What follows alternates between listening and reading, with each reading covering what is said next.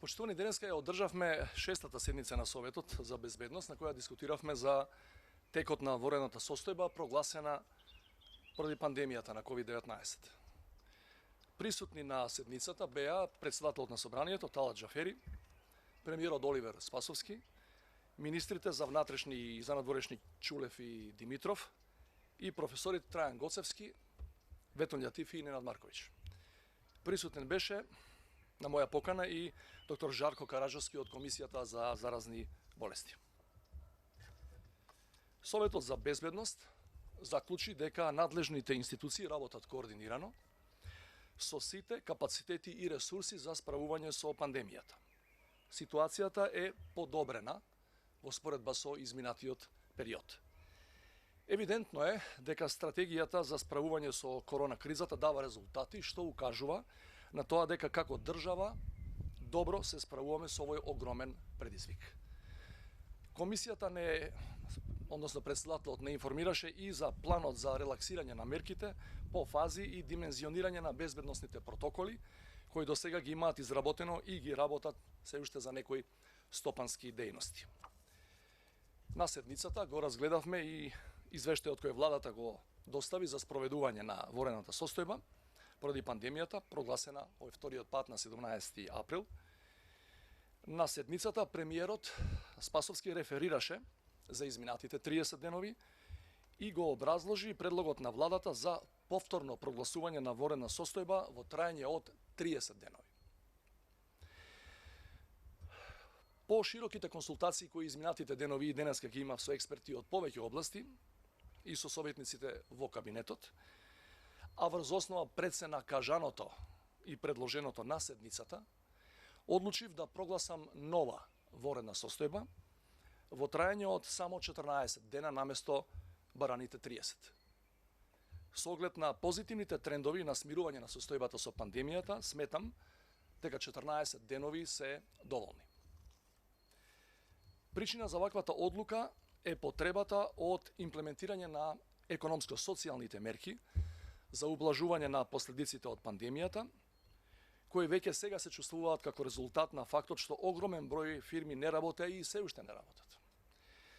Кон крајот на месецот бев информиран дека се очекува да склучиме кредитен аранжман со ЕБРД, со Европската банка за обнова и развој, од околу 160 милиони евра.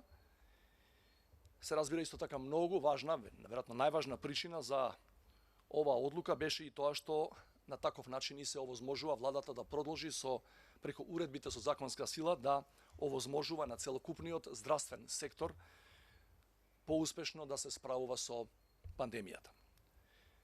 Овдека само кусок ќе ми дозволите еден мал коментар дека владата може ворената состојба да ја користи за подкуп на гласачите.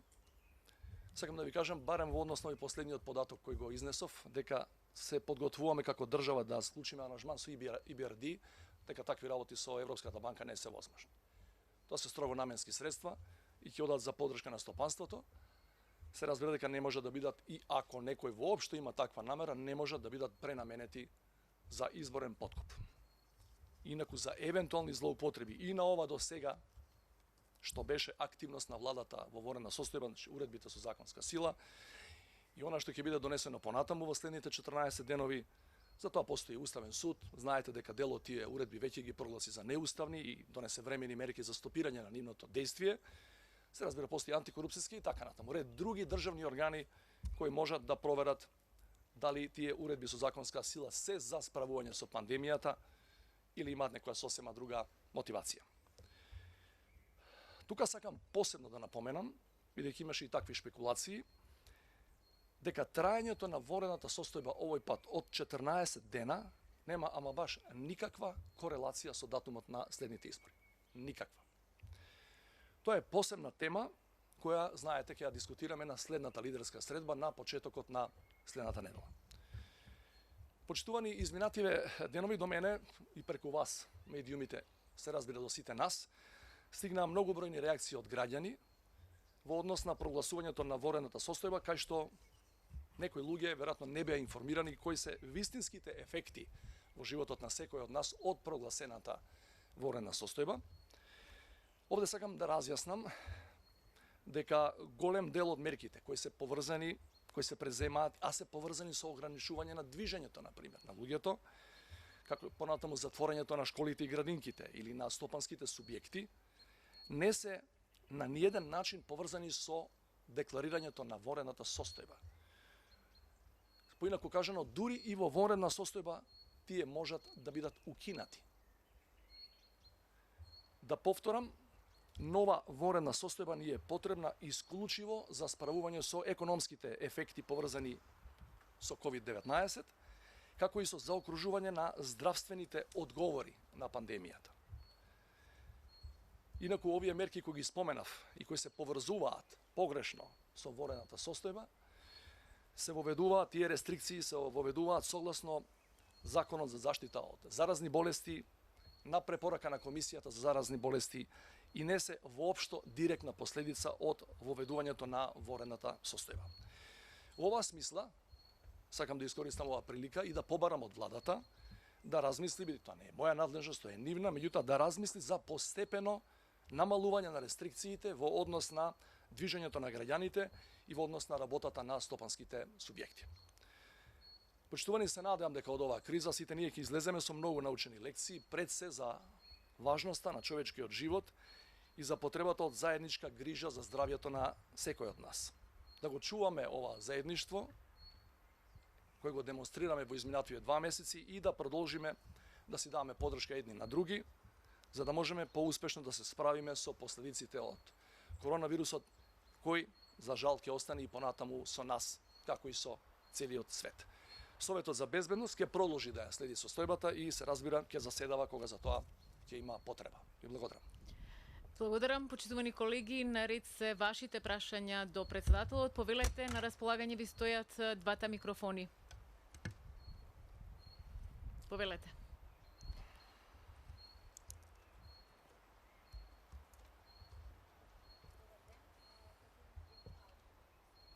Председателе, првите две ваши одлуки за вонредна состојба беа, да кажам, оспорени пред Уставниот суд. Пред неколку дена Уставниот суд донесе одлука дека нема правна основа за да одлучува по нив.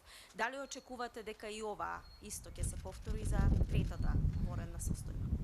Се морам да те коригирам. Уставниот суд воопшто не расправаше за првите 30 дена, за првата вонредна состојба, бидејќи правните ефекти од тоа се завршени, бидејќи имавме втори 30 денови, а вторите 30 денови наспроти прилично шпекулативните правни коментари на некои наши колеги, па и политичари, Уставниот суд не ги оспори, ги потврди.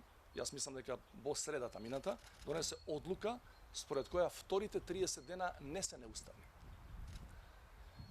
Што значи дека и овие 14 плюс што денеска или од утре за утре ќе ги декларираме дека постојат, нема да најдат, не би требало да најдат на никакво противење ниту кај граѓаните, ниту кај политичките субјекти, ниту кај Уставниот суд, бидејќи веќе има одлука Уставниот суд дека вторите 30 не беа неуставни. И само на кратко, дали може да ми кажете што ве предомисли во овој период? Ќе ве парафразирам, не можам точно да ви цитирам од последното ваше телевизиско интервју, дека доколку повторно се побара од вас ново прегласување на вонредна состојба, ќе размислите два пати дали ќе застанете сами позади таа одлука. Значи, одлично не ме парафразиравте, одлично ме цитиравте и два пати, навистина не два, три пати размислив за овие нови 14 дена. И мислам дека она што го чув особено денеска од председателот на комисијата, можам да цитирам и други членови на Советот за безбедност, дури и од министерот за внатрешни работи денеска, имавме прашање дали ќе се продолжува вонредната состојба, затоа што јас како врховен командант имам подпишано наредби за ангажман на армијата.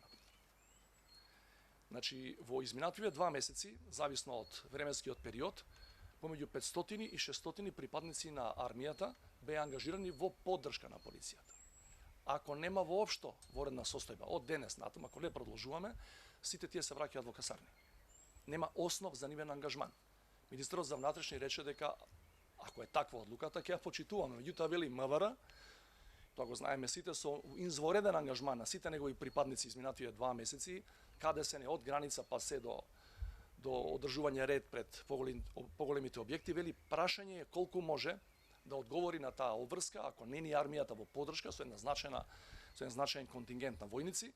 Вели ние ќе го работиме тоа што по закон е обврска, меѓутоа добро би било и армијата да ни помага, ако нема вонредна, повторувам, армијата не може да биде ангажирана на ваков начин. Знаете дека војниците беа дури и во градовите и помагаа, беа асистенција на припадниците на МВР. Ви благодарам. Ке ти благодарам. Дали има други прашања? Сонја Повели? Председателе, споменавте дека ова прогласување на нови 14 дена вонредна состојба не е поврзано со датумот на предвремените избори, но веројатно и вие како и сите ние сме свесни дека се калкулира со тој датум и пред одржувањето на ова втора за неколку дена лидерска средба. Ме интересира дали денеска на седницата на Советот за безбедност беше отворено прашањето околу подготовките на изборите и какво е мислењето на Државната изборна комисија која, како што знаеме, денеска го достави до вас. Значи, може ли да сметаме на она последна владина уредба дека 22 дена по завршувањето на вонредната состојба ќе имаме избори? Односно некаде околу 28 јуни. Не, значи прво денеска се разговараше и прв таа тема ја отвори председателот на комисијата за заразни болести, кој беше прашан од некои членови на Советот кога би имале избори, кои би биле нивните препораки, како тој изборен процес воопшто да се спроведе. Три работи од минатата лидерска средба, знаете дека три работи беа побарани од надлежните институции. Прво во однос на мониторинг мисијата ОПСЕ ОДИХР, таму колку што ми е мене познато, министрот за надворешни работи Димитров, кој разговараше пред 2 дена со шефот на таа организација, кој има седиште во Варшава, во Полска, доби уверување дека ќе има написмено за колку време тие се подготвени, дали се воопшто подготвени во услови на пандемија, да ги мониторираат нашите избори. Втората работа, вториот документ кој беше побаран беше од Комисијата за заразни болести. Тој документ е изготвен вчера, циркулиран колку што јас знам до сите учесници на лидерската средба. Јас го видов тој материјал. Не би сакал во име на некој друг да го толкувам, меѓутоа тие кажуваат кои се протоколи се нужни за да се изведе изборниот процес, а никој да не се сомнева во него, се разбира во однос на пандемијата. Инаку проценката која стои во тој документ клучна е дека се додека не се најде вакцина, дека не се најде лек за овој вирус, изборите било каде, не само тука, било каде во светот, па веројатно и до година ќе мораат да бидат изведувани под посебен режим. И во однос на ова што Државната изборна комисија ми го достави, бидејќи јас бев задолжен од другите лидери да го добијам тоа, јас го добив тоа и можеме да ви кажам дека таму се цитираат законските рокови кои се неопходни за да, според сегашните законски прописи, за да извлечеме еден транспарентен, кредибилен изборен процес. Она што Државната изборна комисија не го кажува и не може да го каже бидејќи тоа не е нејзина надлежност, таа не може да го решава датумот на избори. Значи кога ќе политичките лидери или политиката која ќе реши да има избори, ќе се кажат тие работи дали ќе има нова уредба со законска сила и така натаму, меѓутоа тие ќе се прилагодат кон тоа што ќе го побара политиката од нив, значи тие одат според законите, во оваа ситуација според уредбите со законска сила.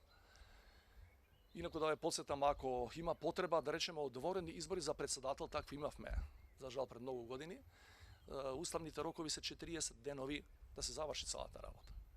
Значи, во Државната изборна комисија, јас имав и посебна средба со нив, имам сигурен впечаток дека станува збор за членовите на ДИК се врвни професионалци, сосема независно по кој пат се дојдени таму, и она што го знам е дека материјалот кој го доставија до мене е донесен едногласно. Сите биле за тој материјал со таа содржина и да повторам, ДИК не е надлежен да кажува кога може да има избори. Ако политичарите кажат да има утре, задутре, карикирам, тие велат дека тоа ќе го испратат во рамки на законската рамка. Сега имаме една законска рамка, знаете сите, ако понатаму се донесе нова некоја рамка, тие тоа ќе го испочитуваат. Повелете, дали имате прашања, Повели? Добар ден. Председателе, следната недела е лидерска, како што се спомна. Веќе се знае дека се зборува дека ДИК и комисијата се за избори.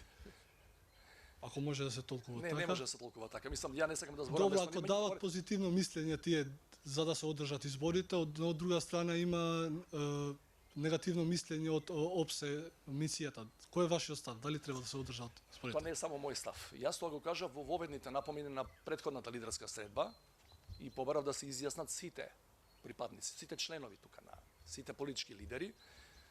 Јас сум, значи, 100% за овој став што ви го кажувам. Без мониторинг меѓународен не сакам воопшто да размислувам за избори. Значи, јас нема да бидам учесник на тие избори, и тоа како институција во оваа држава која води сметка и за демократичноста. Ние чекаме да почнеме преговори со Европската унија и ако немаме и меѓународна верификација на целиот изборен процес за неговиот кредибилитет, интегритет и конечни резултати, ние не можеме да рачунаме воопшто дека ќе почнеме преговори со ЕУ. Сите лидери до еден на состанокот на лидерската средба рекоа дека стојат за тоа. Каква ќе биде димензионираноста на ОПСЕ од ИХР во овие услови? Минатата мисија и претходните неколку беа од 280 до 300 набљудувачи, краткорочни и долгорочни како ги нарекуваат, меѓутоа ниту еден не беше да се оди од лидерите да се оди на избори без воопшто да има меѓународен мониторинг. Ние имаме домашен мониторинг, знаете, многу невладини мониторираат и нивната бројка е во неколку илјади дури, меѓутоа сите политички лидери стојат на ставот дека е потребна, така да ја наречам, и меѓународна верификација дека целиот изборен процес бил кредибилен. За да вечерта добиеме кредибилен победник и да му биде честитано. Повелете, дали има други прашања? Повели? За изборите, председателе, Македонија остана без закон за антидискриминација. Тој падна на уставен, зашто не бил донесен со 61 глас. Како се случи вие да подпишете указ за еден таков акт кој што не е донесен или според потребниот број гласови? Јас ги видов пред да дојдам кај вас, ја видов реакцијата на здруженијата кои се бават со тие прашања, со подобрување на статусот на тие лица и можеме да ви кажем дека тамо постои една флагрантна невистина. Значи, тамо во една фраза се зборува дека кабаетот за таа работа е во кабинетот на председателот на државата и во собранието. Значи да сте на чисто и ќе ви го образложам, ако имате време, се разбира во две реченици. Значи кабает во кабинетот на председателот и кај мене нема никаков, а кабает има во собраниските служби и во она што го нарекуваме парламент на државата. Каде, како ќе си прашате таму? Ви ги доказите. Тој закон не е подпишан од Иванов.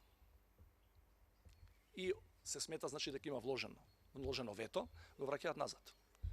Според мислењето на собраниските служби или не знам на кого, на председателот на собрание, не навлегувам бидејќи не знам, тие мислат дека закон кој е гласан не со двотретинско, со ова другото да го наречам обично, односно апсолутно со обично мнозинство, дека може да биде изгласан со истото мнозинство. Ајде да појаснам у неколку реченици.